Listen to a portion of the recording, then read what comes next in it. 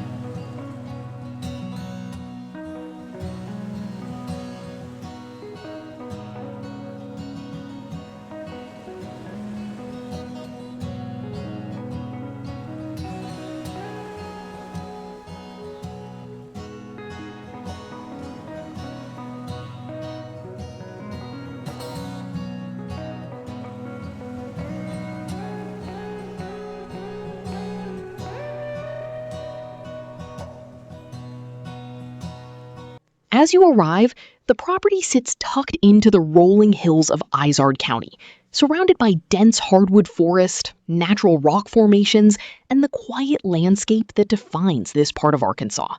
The 30 acres give you space to spread out, hunt, explore, or simply enjoy complete privacy. At the center of the land is a handcrafted log home built from timber harvested directly off the property.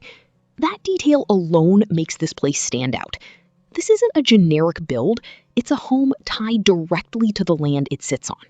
Inside, you'll find approximately 1,800 square feet of living space, with warm, natural finishes throughout.